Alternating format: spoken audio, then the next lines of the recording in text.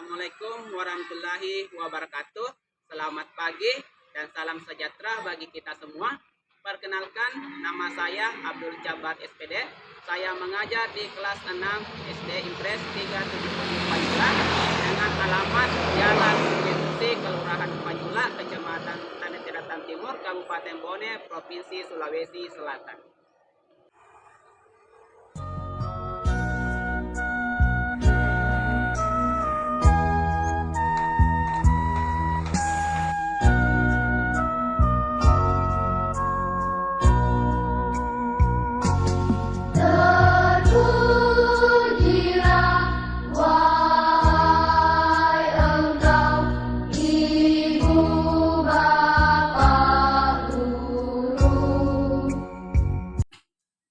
Baiklah, saya akan menceritakan pengalaman saya ketika saya mengikuti PPG dalam jabatan Angkatan 1 tahun 2023. Dan memang pada dasarnya saya tidak menyangka bahwa saya bisa sampai di saat ini. Tetapi saya yakin dan percaya bahwa Tuhan akan menyertai saya, membantu saya untuk bisa menggapai cita-cita saya menjadi guru. Dan pada awalnya saya terobsesi jadi guru ini karena memang menginginkan janji. Itu kemudian tunjangan pada masa tua. Dan sekarang saya berpikir bahwa memang patut disyukuri bahwa menjadi seorang guru itu merupakan tugas yang mulia. Karena di mana kami sebagai guru bisa mengantarkan anak didik kami untuk mewujudkan cita-cita mereka. Menggapai cita-cita mereka menjadi anak-anak yang berguna bagi nusa dan bangsa. Apalagi kami sebagai guru SD saat ini. Dan saat ini kami mendidik anak didik kami dalam suka maupun duka. Banyak hal yang saya alami. Oleh karena itu, saya bersyukur sekali ketika saya bisa menjadi seorang guru. Dan apalagi pas terpanggil untuk mengikuti PPG. Dan saya berharap dalam PPG ini bisa lulus. Dan memang tidaklah mudah untuk bisa sampai di saat ini. Dan dilihat sekarang ini tinggal menghitung hari dan PPG dalam jabatan ini akan berakhir. Semoga yang menjadi harapan saya, semoga akan mendapat kabar yang baik. Jadi selama saya mengikuti PPG ini, meskipun dilaksanakan dalam bentuk daring, tapi banyak hal yang saya pelajari selama mengikuti perkuliahan ini. Masalah yang saya alami selama mengajar, diceritakan, kemudian dicarikan solusi, dibahas bersama dengan bantuan guru pamong dan dosen pembimbing. Adapun permasalahan yang saya temui ketika saya mengajar di kelas 6 adalah itu siswa masih memiliki semangat belajar yang rendah. Siswa memiliki minat baca yang rendah. Kemampuan dalam menghitung pada anak itu masih kurang. Kemudian kurangnya motivasi belajar peserta didik dalam mengikuti proses pembelajaran, di mana peserta didik cenderung memiliki disiplin belajar yang rendah, seperti materi yang disampaikan oleh guru saat proses pembelajaran. Dan mereka juga tidak memiliki keinginan untuk bersaing dan berkompetisi. Sehingga setelah dilakukan wawancara dan kajian literatur, maka proses pembelajaran nanti ini dirubah, yaitu dengan menggunakan media pembelajaran yang inovatif dengan tujuan agar peserta didik aktif dan semangat dalam mengikuti pembelajaran. Ya, alhamdulillah dengan adanya PPG ini, saya sudah bisa dan saya sudah tahu itu bagaimana cara menggunakan model pembelajaran yang inovatif yang sesuai dengan karakter peserta didik dan materi pelajaran. Sehingga peserta didik itu bisa dengan mudah memahami materi yang diajarkan oleh guru. Mengapa praktik ini penting dibagikan? Untuk diri saya sendiri, yaitu untuk meningkatkan kemampuan kompetensi saya sebagai guru profesional. Praktik pembelajaran ini dapat memotivasi saya sendiri sebagai pendidik untuk mendasari pembelajaran yang kreatif dan inovatif yang sesuai dengan karakter peserta didik. Sehingga kedepannya lagi saya bisa lebih baik lagi dan untuk teman sejawat sebagai inspirasi bagi guru yang lain yang mempunyai permasalahan yang sama, karena sebagian besar guru mengalami permasalahan yang sama dengan permasalahan yang saya hadapi saat ini. Saya sebagai guru mempunyai tanggung jawab untuk melakukan proses pembelajaran secara efektif dengan menggunakan metode, media, dan model pembelajaran yang tepat dan inovatif. Sehingga tujuan pembelajaran dan hasil belajar peserta didik bisa tercapai sesuai dengan yang diharapkan. Kemudian praktek pembelajaran ini dapat memotivasi guru lain dalam hal pembelajaran kreatif dan inovatif, dan sebagai pembaca juga dapat menambah ilmu pengetahuan. Sehingga praktik pembelajaran ini dapat menjadi referensi dan inspirasi bagi guru-guru yang lain agar mengetahui cara mengatasi permasalahan pembelajaran ini. Kalau berbicara tentang peran dan tanggung jawab saya dalam praktik pembelajaran ini, yaitu adapun peran dan tanggung jawab saya dalam praktik pembelajaran ini adalah sebagai seorang guru yang menerapkan media pembelajaran yang kreatif dan inovatif. Tentunya pembelajaran ini pun harus menyenangkan bagi peserta didik dan juga memperhatikan karakteristik setiap peserta didik sesuai arahan dan bimbingan dosen dan guru pamong. Dan tanggung jawab saya sebagai guru pengajar itu untuk meningkatkan motivasi belajar peserta didik agar suasana kelas sesuai dengan yang diharapkan. Melalui media pembelajaran inovatif, menciptakan generasi bangsa yang sehat, cerdas, dan mempunyai daya saing yang kuat. Dari beberapa hal yang saya hadapi untuk mencapai tujuan tersebut, ada beberapa tantangan, yaitu mulai dari faktor lingkungan dalam keluarga. Di mana rata-rata orang tua peserta didik ini memiliki pekerjaan petani, sehingga orang tua tidak memperhatikan anaknya pada saat di rumah karena mereka sibuk pada pekerjaannya. Biasanya pada siang hari orang tua pergi di sawah. Apalagi pada saat sekarang ini musim hujan, orang tua peserta didik tinggal di sawah dan baru kembali ke rumah pada sore hari atau malam hari, sehingga mereka tidak memperhatikan anaknya. Dan di mana orang tua itu beranggapan bahwa menerima pelajaran itu cuma di sekolah saja. Inilah yang menjadi tantangan saya sebagai seorang guru. Kemudian kurangnya motivasi belajar peserta didik, di mana peserta didik itu cuma suka bermain. Ditambah lagi model pembelajaran guru yang tidak tepat dan tidak memperhatikan karakteristik peserta didik. Sehingga menyebabkan motivasi belajar peserta didik rendah. Kurangnya perhatian orang tua siswa terhadap anaknya. Seperti yang saya jelaskan tadi ini disebabkan oleh aktivitas orang tua. Kebanyakan mereka di kebun atau di sawah.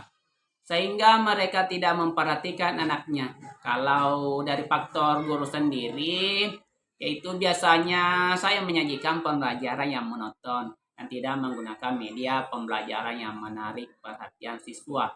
Dan kemudian metode pembelajaran yang saya pakai juga kurang menarik dan kurang bervariasi. Model pembelajaran juga tidak sesuai dengan karakteristik materi yang akan diajarkan. Saya juga kurang pengintegrasian dalam pembelajaran, sehingga inilah yang menjadi tantangan saya sebagai guru. Dilihat dari tantangan tersebut itu dapat disimpulkan bahwa tantangan yang melibatkan dari sisi kompetensi pedagogik dan profesional, sedangkan dari peserta didik keaktifan dalam proses pembelajarannya, sehingga menyebabkan seorang guru harus melewatinya dan mengatasinya dengan menggunakan media pendekatan dan model pembelajaran yang inovatif dengan memperhatikan karakteristik peserta didik dan materi pembelajaran. Nah, adapun langkah-langkah yang menjadi solusi saya ketika menghadapi permasalahan atau bagaimana proses ketika mengatasi masalah yang sudah saya sebutkan tadi. Yaitu dalam PPG ini kami dituntut untuk bisa menyelesaikan masalah kami melalui praktek pengalaman lapangan atau PPL. Jadi pada PPL 1 itu saya mengambil materi tema 1 subtema 2 tentang perkembangan hewan secara generatif. Kemudian pada PPL 2, PPL aksi 2 itu saya mengambil materi potensi ekonomi negara-negara ASEAN pada tema 1 subtema 2. Jadi itu materi yang sudah saya pilih. Karena saya rasa bisa mengatasi masalah yang sudah saya sebutkan tadi. Baru kami diajarkan untuk membuat RPP yang benar. Jadi di dalamnya juga memuat tujuan pembelajaran, yang pasti harus memanfaatkan video pembelajaran. Jadi pembelajaran tersebut harus berbasis TPACK. Kemudian juga tujuan pembelajarannya harus memuat unsur-unsur ABCD, yaitu ada audience, behavior, condition, dan degree. Kemudian juga dalam tujuan pembelajaran itu harus memuat kata kerja operasional, yaitu C4 menganalisis, kemudian C5 mengevaluasi, ada C6 mencipta. Jadi untuk kegiatan pendahuluan, peserta didik itu diajak berdoa seperti menyanyikan lagu nasional. Dan agar supaya menemukan jiwa nasionalismenya. Di akhir juga peserta didik itu menyanyi lagu daerah. Jadi tidak hanya lagu daerahnya masing-masing, tetapi memilih lagu daerah dari seluruh Indonesia. Diajarkan kepada anak-anak supaya anak-anak tidak hanya tahu lagu daerahnya sendiri, tetapi lagu daerah dari seluruh Indonesia. Jadi, kemudian untuk kegiatan ini, pembelajaran itu harus menggunakan model pembelajaran yang sesuai karakteristik peserta didik. Untuk PPL aksi 1 dan aksi 2, itu saya menggunakan model pembelajaran Problem Based Learning atau PBL dan Project Based Learning atau PJBL. Saya memilih model pembelajaran ini karena menurut saya sangat tepat dengan materi yang saya akan ajarkan kepada peserta didik. Adapun langkah-langkah dari yang saya terapkan dalam kegiatan pembelajaran, yaitu pada aksi 1 itu saya menggunakan model PBL. Yang pertama itu orientasi peserta didik pada masalah. Jadi dalam kegiatan ini peserta didik diajak untuk menyimak penjelasan dari video. Jadi anak-anak itu diarahkan untuk bisa menyimak dan memahami maksud dari materi yang ditayangkan dari video pembelajaran lewat LCD dan memahami maksud dari materi yang ditayangkan dari video pembelajaran lewat LCD. Kemudian juga yang kedua, mengorganisasikan kegiatan pembelajaran. Setelah anak-anak menonton video pembelajaran, guru menjelaskan materi yang akan diajarkan. Baru kemudian anak-anak di situ dibagi kelompok menjadi beberapa kelompok itu secara heterogen. Kemudian setelah itu sebagai guru, saya sebagai guru memberikan lembar kerja peserta didik. Kemudian itu akan dilakukan diskusi bersama untuk memecahkan masalah. Kemudian yang ketiga itu membimbing penyelidikan kelompok. Jadi saya sebagai guru tugasnya adalah membimbing setiap kelompok yang mereka lakukan. Jadi anak-anak di dalam kelompok tersebut akan berdiskusi bersama. Mereka akan bacakan masalahnya bersama, kemudian di situ anak-anak akan belajar bagaimana cara mengemukakan pendapatnya, menghargai pendapat, baru kemudian pendapat mana yang paling tepat. Kemudian langkah yang keempat dari model PBI ini yaitu mengembangkan dan menyajikan hasil karya. Kemudian setelah berdiskusi, Anak-anak akan mempresentasikan dari hasil kerja masing-masing dari setiap kelompok. Jadi, setelah berdiskusi bersama, saya sebagai guru tanyakan kepada anak-anak tentang kesimpulan dari materi yang diajarkan. Seperti apa materi yang tadi? Coba jelaskan yang menjadi kesimpulan. Baru kemudian di akhir pembelajaran saya melakukan post test. Jadi untuk mengukur sampai sejauh mana kemampuan anak-anak ketika mendalami materi yang sudah saya berikan. Dan juga di awal pembelajaran sebenarnya juga saya memberikan pretest seperti apa hasilnya dalam pembelajaran. Kemudian saya juga memberikan ice breaking. Ini sangat penting untuk dilaksanakan agar supaya bisa memecahkan kebosanan ketika anak-anak itu sudah bosan dan jenuh. Ketika saya menampilkan ice breaking, ada video, kemudian ada gerakannya, dan kemudian anak-anak mengikutinya. Tidak ada pikiran bahwa pelajaran ini kenapa lama sekali, kenapa lama selesai. Saya sudah mau bermain di luar, saya sudah mau makan, tetapi mereka terfokus dalam kegiatan pembelajaran karena ada ice breaking-nya tadi yang saya jelaskan.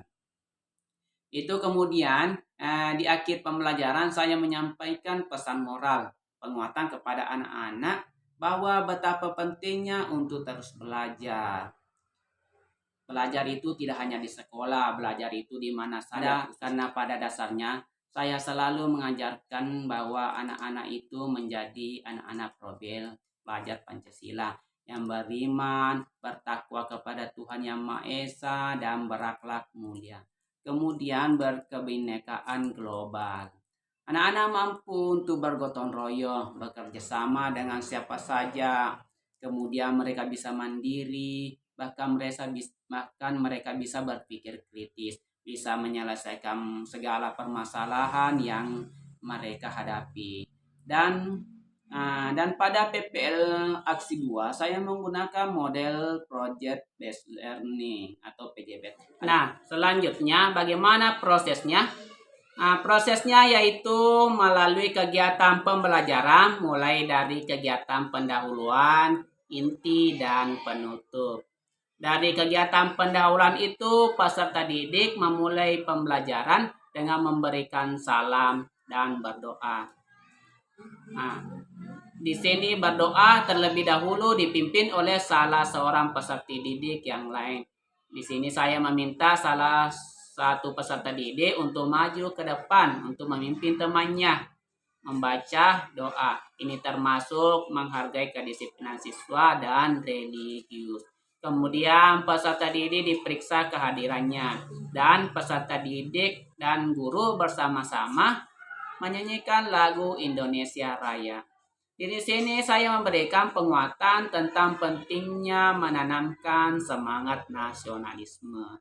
Kemudian peserta didik menyimak apa materi dari guru tentang pelajaran sebelumnya dan mengaitkan dengan pengalaman sebagai bekal pelajaran selanjutnya.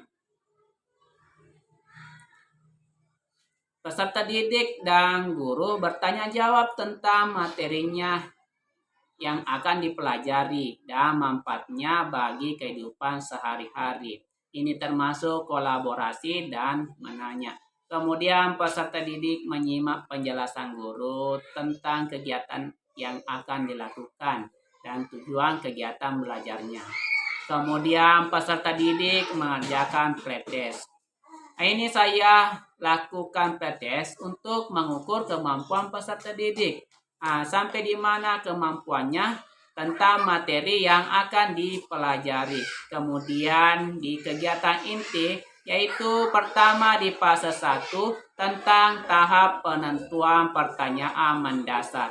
Peserta didik mengamati video pembelajaran tentang potensi ekonomi negara-negara ASEAN. Di sini saya menayangkan video pembelajaran agar peserta didik bisa memahami materi pelajaran dengan mudah. Setelah melihat video pembelajaran, saya mengajukan pertanyaan kepada siswa. tentang apa yang sudah dilihat tadi dari video tersebut. Kemudian di fase kedua, tahap membuat desain proyek. Saya memperlihatkan materi pelajaran melalui tayangan PowerPoint. Kemudian saya beri kesempatan kepada siswa untuk bertanya berkaitan dengan materi yang sudah dilihat tadi. Nah, setelah itu saya bagi menjadi 4 kelompok di mana setiap kelompok terdiri dari 5 sampai 6 orang. Kemudian peserta didik saya bagikan LKPD. Kemudian saya suruh membaca dan memahami potensi ekonomi negara-negara ASEAN yang terdapat di buku pelajarannya. Dan yang sudah dilihat tadi melalui video pembelajaran dan PPT. Kemudian fase ketiga itu tahap menyusun jadwal proyek. Saya menginformasikan kepada peserta didik bahwa kegiatan akan segera dimulai.